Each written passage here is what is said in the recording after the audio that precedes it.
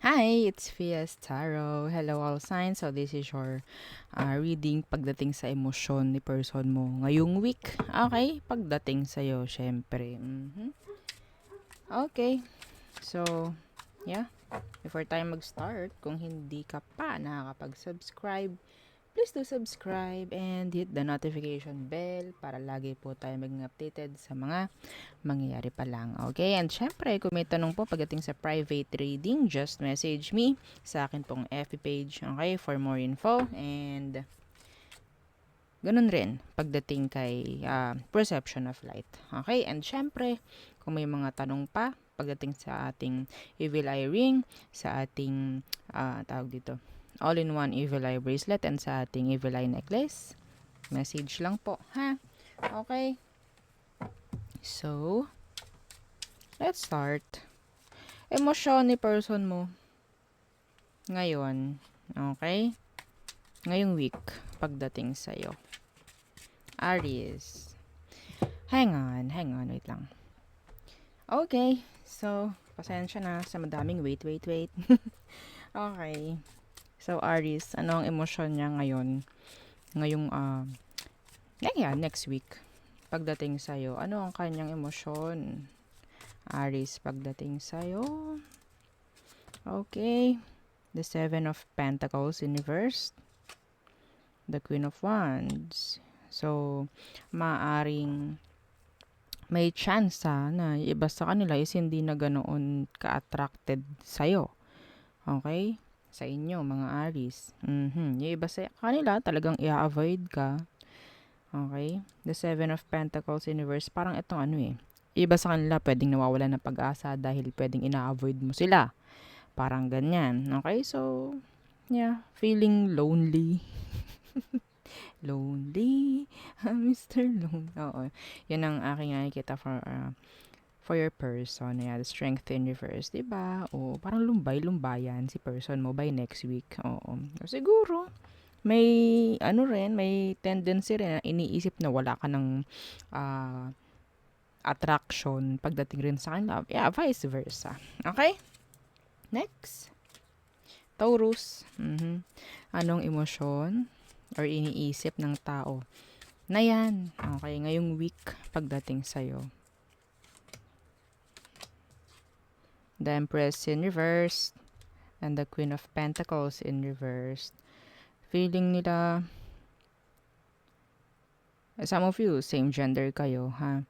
So, feeling nila, parang tinatalikuran nyo na sila. Parang wala na talaga kayong pakialam sa kanila. Parang ganyan yung feeling. Kaya emosyon, hindi na rin parang lumalago o hindi na nag-grow yung emosyon. Lalo na kung wala kayong pag-uusap ng taong to, walang komunikasyon, zero, oo, parang ganyan. Okay? So, yeah, parang tuluyan na or unti-unti nang nakakabitaw itong taong to sa'yo. Okay? So, yun.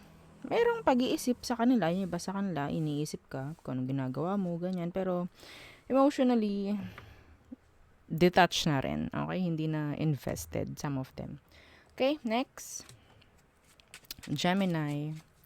Ano ang emosyon or intention or kung ano man makita natin. Okay, ngayong week na paparating, ano bang meron? The Knight of Wands. What's with the Knight of Wands? The Seven of Wands. Yung iba sa inyo, pwedeng fire sign to, Aries, Leo, Sagittarius. So, pwedeng may tension, okay? Pwedeng gusto ka ng taong to, ginugusto ka pa rin. May pagpupursue ako nakikita, ha? Mga Gemini, yeah. See, the Nine of Cups. Parang, yeah, ginugusto ka ng taong to, or gugustuhin ka ng taong to by next week. Okay? Yeah. Pwedeng gumawa ng mga mixed signals. Okay, itong taong to by next week pagdating sa'yo. So, be careful with this. This is a night. Okay, they're not consistent. Okay, so there. Next, Cancer. Anong emosyon nila ngayong week pagdating sa'yo? Okay, ano emosyon nila ngayong week pagdating sa'yo? Cancerians. Okay.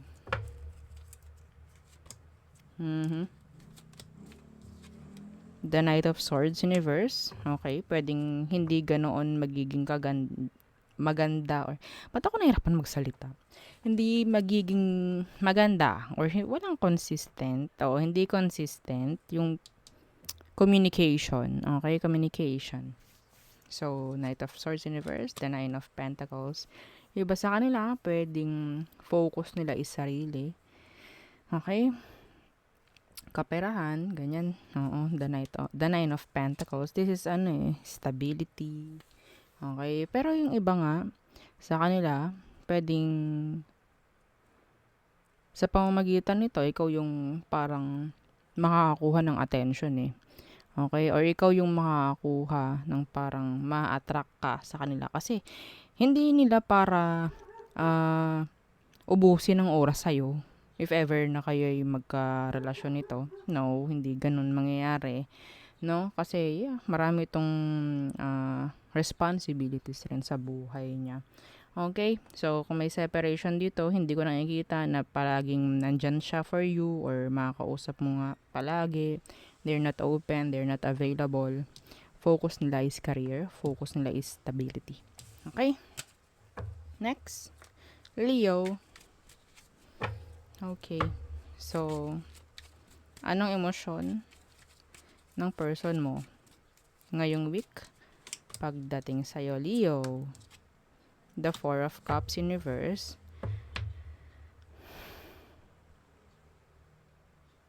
Makakaramdam ka ng coldness. Yeah. The Three of Swords. Coldness, detachment, mga ganyan. Okay? Emosyon nila, nandyan yung pwedeng gusto kang lang saktan. Some of you may third party involved. Kung mayroong, eto ha, as simple as kung may nangyaring arguments or pwedeng may mangyaring arguments by next week. So, nandyan yung parang mayroong kailangan mag-sorry pero hindi niya gagawin if ever siya yung may kasalanan. I don't know. Okay? So, andun yung pain, no? So, tayo mag-focus sa emosyon. Ano bang emosyon niya pagdating sa'yo? Andyan yung nasasaktan siya. I don't know why. Kung bakit, pwede kasing nai-ignore mo or may ignore mo by next week itong taong to. Okay? And gusto nila ng, sabihin natin, affection. Yes. Okay? Gusto niya ng affection mula sa iyo. Okay, next is Virgo. Virgo, anong emosyon ni person na iniisip mo ngayong week? Pagdating sa'yo, Virgo, anong emosyon nila? The Queen of Swords Universe, the Ace of Wands, attraction. Pero itatago nila yun. Mag-isinungaling to sa sarili nila na hindi ka nila gusto, pero yes, gusto ka. Okay? Yung iba sa inyo, pwedeng meron ditong nangyaring separation. Kaya, pwedeng ego. So, magiging silent ito. Yeah, may separation. Magiging silent itong taong to sa'yo by next week. Okay? Nakakita ko rito na pwedeng gusto niya ng another chance. Gusto niya ng pagkakaayos sa inyong dalawa pero hindi niya gagawin yun. Pwedeng may takot siya. Okay? Palagi kanyang iisipin by next week, Virgo. Yes. Palagi kanyang iisipin. Okay, next. Libra. Okay. Palit tayo. Libra. Ano ang emosyon ni person mo pagdating sa'yo ngayong week? Libra. The Six of Wands Universe, jealous. Some of them may pagsaselos na mararamdaman. Bakit? The Judgment.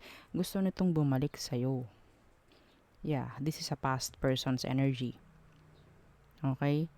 Itong taong to, sabihin nating papahabol, papamiss. Okay? Sa totoo lang, sila yung nakakaramdam nun sa'yo. Okay? Sila yung habol na habol. Kung makikita nyo, may separation dito. 'Di ba? Lakas ng Scorpio dito. Pwedeng Scorpio yung person mo. Yeah. Ang lakas ng attraction pagdating sa'yo. Kaya nga, siguro, kahit wala kayo, nandyan yung selos eh.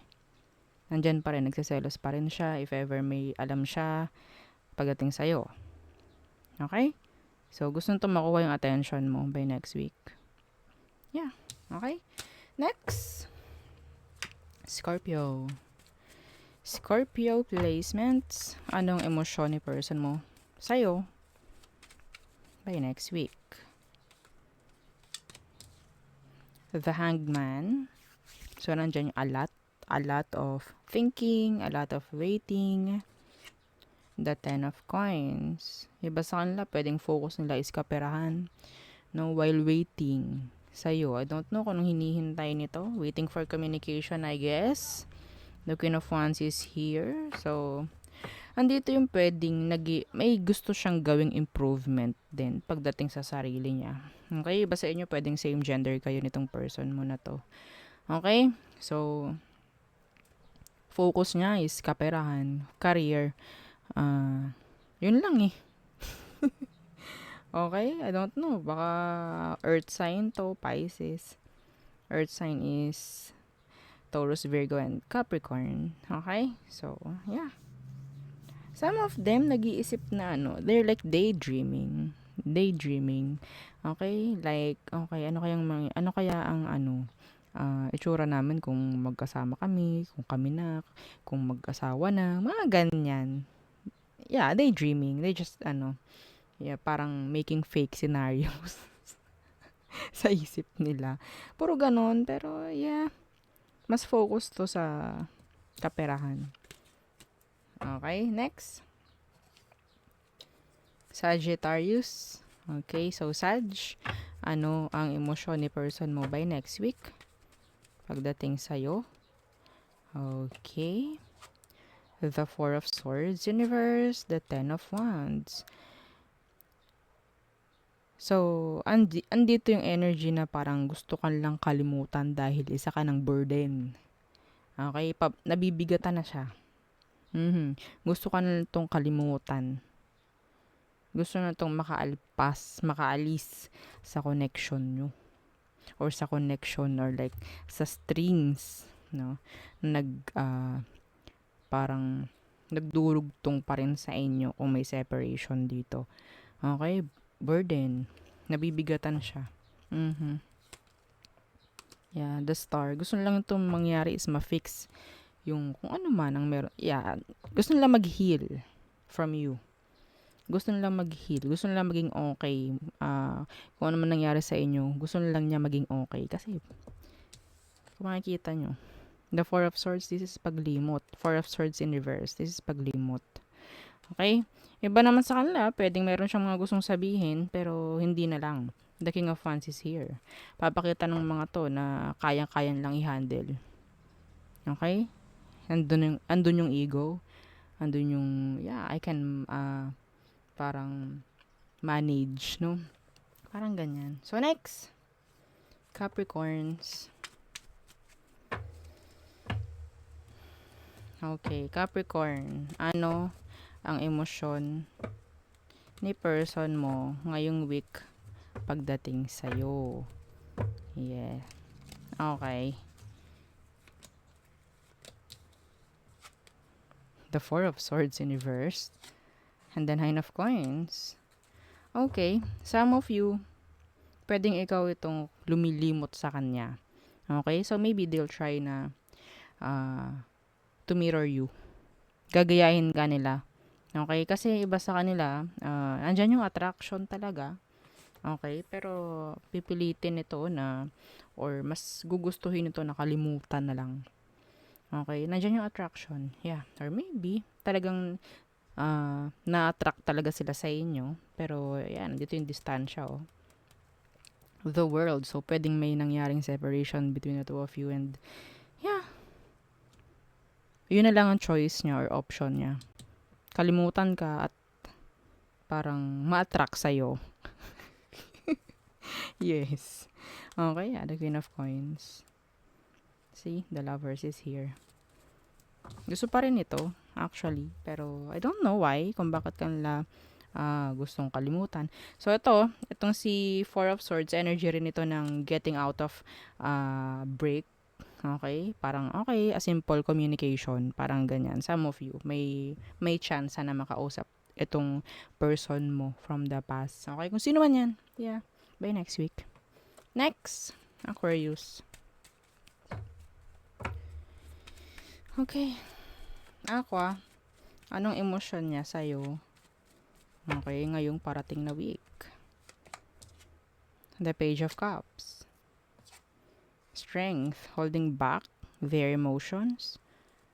Yeah, holding back. Maybe they're like, takot, afraid. Okay, na maging vulnerable sa emosyon nila. Okay? So, may chance na makakausapin ka nito, pero hindi nila totally papakita kung anong emosyon nila. Okay? So, yeah. Yeah, see? Merong communication dito. Pwedeng nandyan yung hindi ka nila parang ang tawag dyan, always na nandyan, pero the communication, the line of communication is open for the both of you. Parang ganyan eh. Between the two of you yan. Bukas yung communication, pero hindi ko nakikita na someone will open up, no? Pagdating sa emotion or pwedeng maging vulnerable. Hindi ko nakikita yan. Meron ditong border. Oops, hanggang dito lang ako. Dapat kay Aqua. Parang ganyan. I don't know if this is your past person. I think. Okay. So, iba naman, pwedeng hindi. Pero, nandito si Knight of Cups. Nandito rin si Ace of Swords. Mas malakas. Pwedeng may halo. Oo, may isang bago, may isang luma. Parang ganyan. Okay, next is Pisces. Okay. Pisces. Ano ang emosyon ni person mo ngayong week na parating? Pagdating sa'yo, Pisces. Don't forget to like, share and subscribe. Thank you. Okay, so tingnan natin ano emosyon niya pagdating sa'yo ngayong week. The Page of Swords in reverse. So, pwedeng may pag-i-stock dito. May mga gustong malaman. Okay. Yeah. Oh, the Six of Cups in reverse. They're bitter. Yeah, they're bitter. Gusto ng mga to na may makita rin sa inyo, pwedeng hindi maganda eh. Hindi maganda yung kanilang kalagayan, no? Emosyon nila is hindi pa rin totally okay. And yeah, hindi pa rin sila nakaka-move on. Gusto ng mga to na may makita rin sa iyo mga like boohoo shit na post, no? Like, boohoo, parang ang kawawa ko. Mga sad post.